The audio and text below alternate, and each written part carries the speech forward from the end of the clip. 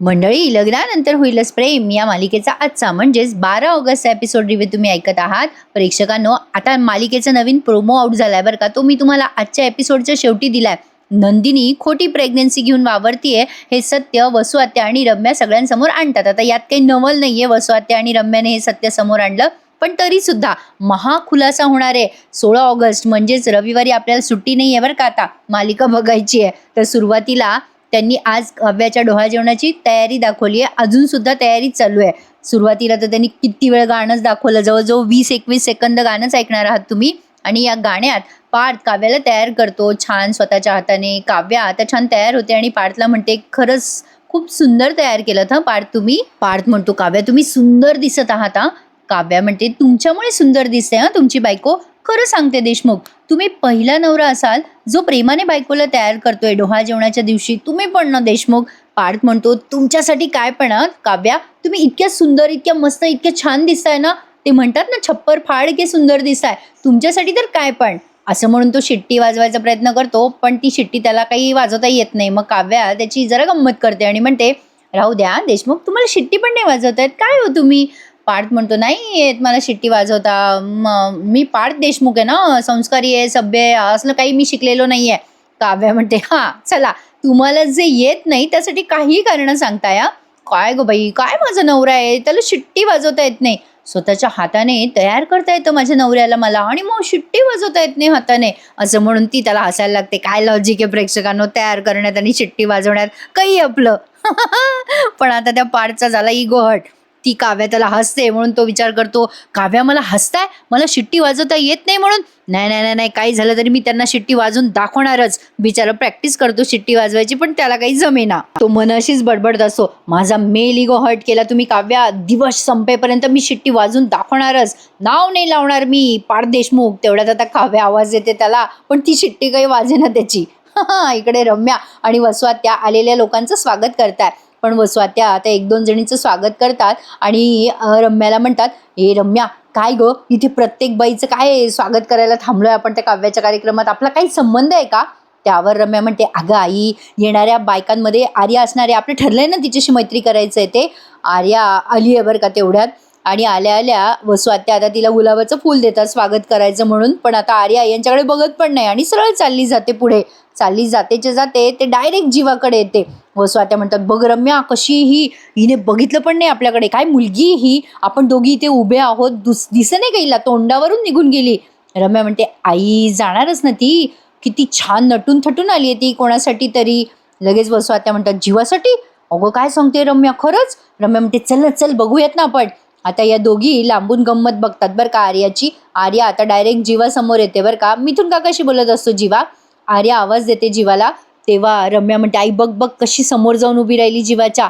आता आर्या जीवाला आवाज देते आणि म्हणते, हॅलो जन्मजय, ए कशी दिसते रे मी, पहिल्यांदा देशमुखाकडे साडी घालून आली आहे मी. जीवा हे सगळं कॅज्युअली घेतो बरं का. तो म्हणतो, अरे वा, छान दिसते सार्या, मस्त मस्त, गुड चॉईस. अगं इनफॅक्ट अशी सेम साडी नंदिनीकडे पण आहे बरं का. आता तो असं बोलतो आणि पुन्हा एकदा ते डोहाळ जेवणाच्या कार्यक्रमाच्या तयारीत गुंतून जातो. आर्याला आता राग येतो बरं का. ती मनातल्या मनात विचार करते, काय हा जन्मजय नंदिनीशी माझी तुलना का करतोय, तिचं नाव घेतलंच पाहिजे का याने. सेम साडी असली तरी पण ती नंदिनी माझ्या इतकी हॉट दिसणार आहे का, काहीतरीच याचं आपलं. आता ही मनाशी बडबडते आणि लांबून वसू आत्या आणि रम्या तिला बघतायत बरं का. असं त्यांनी दाखवलंय. आणि आता पुढच्या सीनमध्ये ना मंडळी, त्या नंदिनीच्या आईने या आर्याची शाळा घेतली बरं का. आजचं भारीच आहे बरं का एपिसोड प्रेक्षकांनो, आणि महाखुलासा तुम्ही बघणार आहात आता आजच्या एपिसोड रिव्ह्यूच्या शेवटी. आजच्या या रिव्ह्यूला लाईक करायला विसरायचं नाही मंडळी, आणि एन्जॉय करायचं आहे लग्नानंतर होईलच प्रेम या मालिकेचा आजचा एपिसोड रिव्ह्यू. बघा तर आर्या पुन्हा जीवाच्या मागे मागे जाते बरं का आणि म्हणते, अरे जन्मजय, तू पण छान दिसतोय, तू इथे उभं राहा बरं, मी तुझी छान छान फोटोज काढते. जीवा नाही नाही म्हणत असतो, पण ही बळजबरी त्याला उभी करते आणि म्हणते, इट्स ओके, चल चल आपण सेल्फी पण घेऊयात. आता त्याच्यासोबत सेल्फी पण घेते बरं का ही. रम्या आणि वसू आत्या बघत असतात आणि वसू आत्या अशा तोंडाला हात लावता, बाई काय पोरगी आहे ही. तेवढ्यात येते तिथे शारदाताई. आणि मंडळी, काल या शारदाताईंचा बर्थडे होता बरं का. हॅपी बर्थडे बरं का. त्यांचं ओरिजिनल नाव मला माहिती नाहीये, पण त्यांना वाढदिवसाच्या शुभेच्छा. तर बघा आता ही आर्या फोटो काढत असते जन्मजयासोबत. त्या शारदाताई येतात, नंदिनीच्या आई. आता जन्मजय तिथून निघून गेलेला आहे, म्हणजे आपला जीवा निघून जातो तिथून, मिथून काका आवाज देतात म्हणून. आता आर्या हसत असते बरं का मनातल्या मनात आणि विचार करत असते जन्मजय किती क्यूट आहे. शारदाताई आता तिला बघतात हे सगळं करताना आणि मोठ्याने म्हणतात, छान दिसतात ना नंदिनीचे जीवा. आर्या शारदाताईंकडे बघते बरं का, जरा आश्चर्यानेच बघते. आता शारदाताई तिच्या जवळ येतात आणि म्हणतात, नंदिनीचे जीवा छान दिसत होते ना आर्या, साडी छान दिसते बरं का तुला. आर्या म्हणते, अगं थँक्यू ग काकू. रम्या आणि वसू आता बघतायत बरं का, मध्ये मध्ये या दोघींना असं दाखवलंय त्यांनी. मग शारदाताई तिला म्हणतात, म्हणजे शारदाताई आधी तर खूप वेळ तिला बघतात. मग आर्या म्हणते, असं का बघतेस ग काकू माझ्याकडे. शारदाताई म्हणतात, काय झालंय आर्या, ते तुला माहिती आहे, तुझ्या डोक्यात जे विचार चालले आहेत ना ते चालू देत, पण एका गोष्टीची खुणगाड बांधून ठेव बरं का. नाही म्हणजे जीवाच्या बायकोची जागा ही नंदिनीचीच आहे आणि नंदिनीचीच राहणार आहे बरं का आर्या, लक्षात ठेव. आर्या आता जरा घाबरते बरं का, म्हणजे तिला आश्चर्य वाटतं. आर्या शारदाताईंना म्हणते, हे तू मला का सांगते सगळं काकू. शारदाताई म्हणतात, मी तुला का सांगते हे तुला कळण्या इतपत तू हुशार नाहीये असं नाहीये, तू हुशार आहेस आर्या. मी तुला हे का सांगते हे तुला चांगलंच माहिती आहे. त्या दोघांचं बाळ तुझ्या पोटात आहे, पण ते बाळ नंतर त्या दोघांचंच राहणार आहे, त्या दोघांकडेच ते जाणार आहे. ही खुणगाट तू बांधून ठेव आर्या. नाही तू चांगला निर्णय घेतलायस त्यांचं बाळ वाढवण्याचा, पण बाळ नंदिनीचं आहे बरं का, आणि नवरा पण नंदिनीचा आहे, हे लक्षात ठेवायचं आर्या बरं का. शारदाताई तिला थोडक्यात धमकीच देतात आणि निघून जातात तिथून. आर्याचा इगो हर्ट झाला बरं का. रम्या आता ऐकत असते ते सगळं लांबून, पण तिला काही नीटचं ऐकू आलं नाहीये. व स्वात्याला ती म्हणते, काय आई काय ऐकूच आलं नाही त्या दोघी काय बोलल्या ते. आर्याचा आता इगो हर्ट होतो. शारदाताई तिला बोलल्या म्हणून तिला खूपच राग आलाय, त्यामुळे ती आता पेटून उठली आहे बरं का. आर्या आता नुसतं असं बघते त्या शारदाताईंकडे, तिला उत्तर द्यायचं असतं, पण शारदाताई तिथून निघून जातात आता आर्याला काही न बोलता पुढे. आर्या आता विचार करते, जरा जास्तीच झालंय या सगळ्यांचं. आर्या आता एका बाजूला जाते आणि मनाशीच बडबडते, अजूनही बाळ माझ्या पोटात आहे आणि हे सगळे जरा जास्तीच करतात. मी जर ठरवलं ना तर माझ्या पोटातलं बाळ मी नंदिनीला देणारच नाही. आता झालेला प्रकार तिला आठवतो. नेहमीप्रमाणे या मालिकेत खूप पाचचे एपिसोड लावतात बरं का, आणि आज तर 2-3 गाणे लावलेत, विचारू नका. मग आता आर्या मनाशीच बडबडते, दाखवतेच या सगळ्यांना, मी तर खरंच असं करू शकते.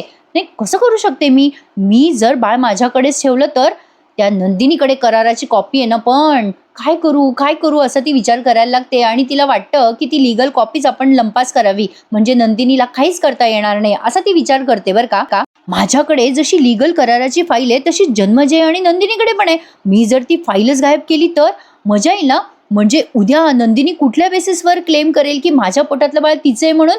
मजा येईल आर्या, ती फाईलच लंपास कर. शक्यता आहे ती DNA टेस्ट वगैरे करेल, पण ते सगळं मी मॅनेज करू शकते.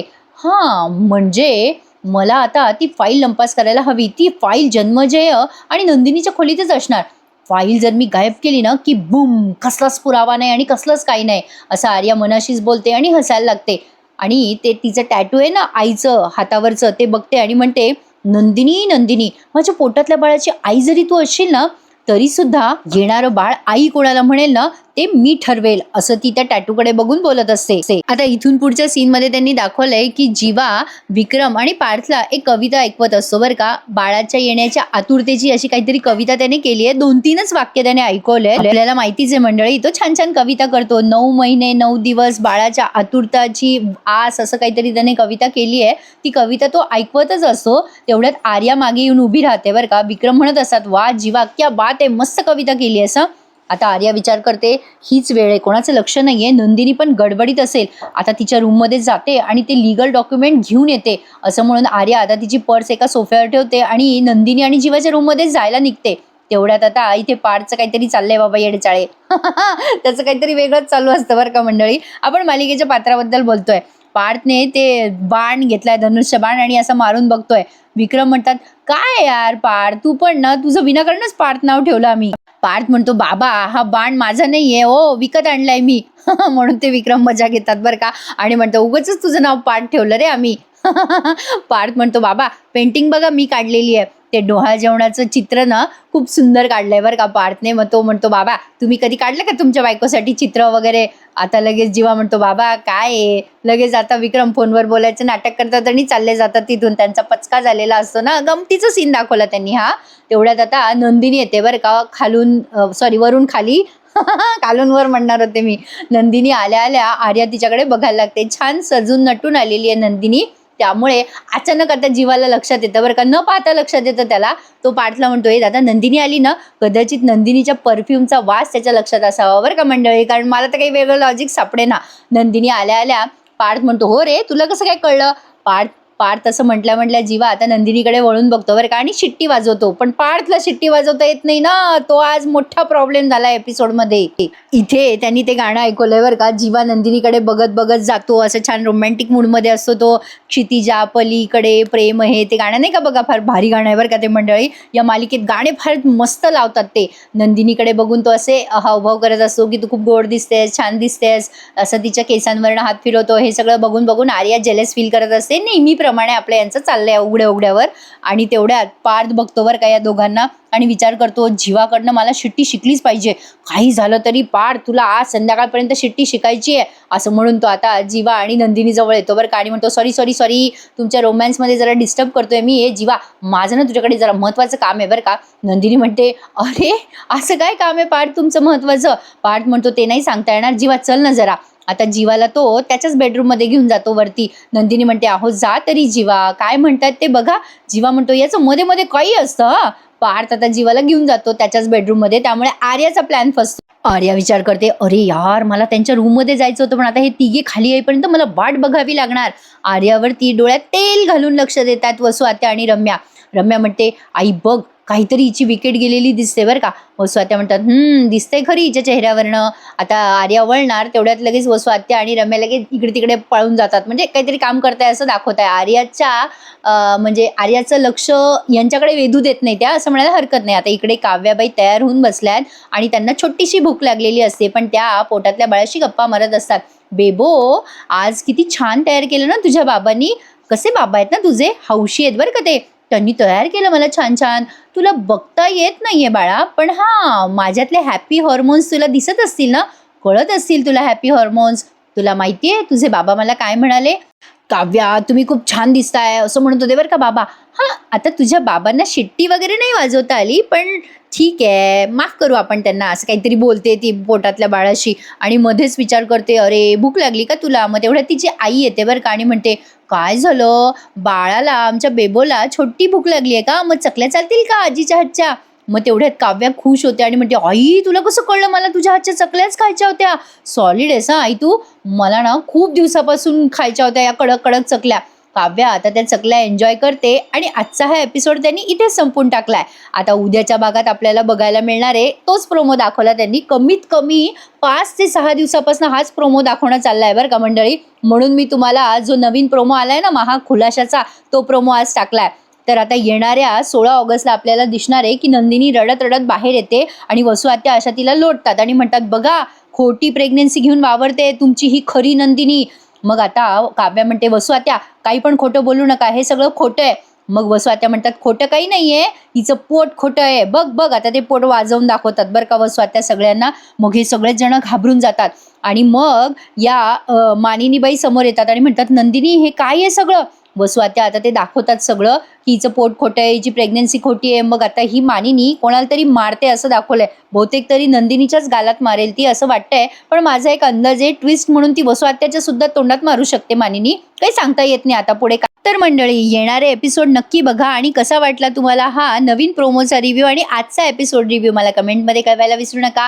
भेटूयात आता लवकरच पुन्हा एकदा आणि या रविवारी पण एपिसोड आहे असं वाटतं. रविवारीच आहे ना 16 तारीख. मला सांगा बरं का कमेंटमध्ये, मी अजून बघितलं नाही म्हणून विचारतीये. चला तर मंडळी उद्या भेटूयात पुन्हा एकदा. प्लीज जाता जाता आपल्या या एपिसोड रिव्ह्यूला लाईक करायचं विसरू नका मंडळी आणि चॅनलला आवर्जून सबस्क्राईब करा. उद्या भेटूयात.